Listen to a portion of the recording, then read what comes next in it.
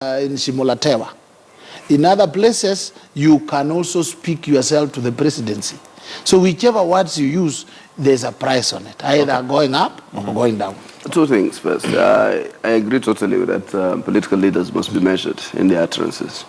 But also, let's not use the crime of hate speech to gag, free speech. Yes, because that was the next point I was going to, and that is in regards to whether it is good for us when now it may be used negatively.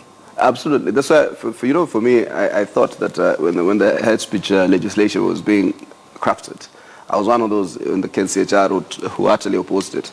Because I know sometimes there are statements, fair statements. When you say, for instance, something like when there's an ethnic audit, and you present the findings of those ethnic audits that do definitely demonstrate skewed appointments in public offices. That's a fact. So you cannot use hate speech to gag a fact. So it should not be used also to push the vice of ethnicity within the arrangement of government. Hate speech is bad.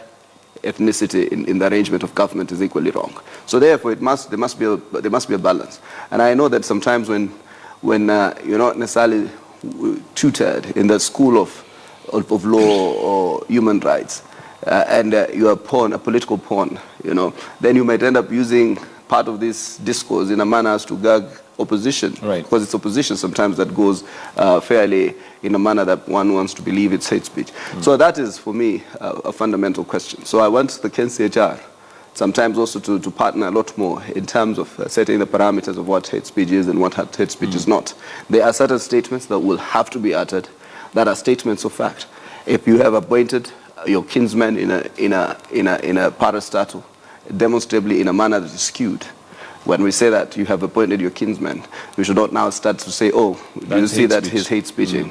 So this type of situation, we must not also, the downside of it is that the oppressor will use that legislation to stifle free debate and therefore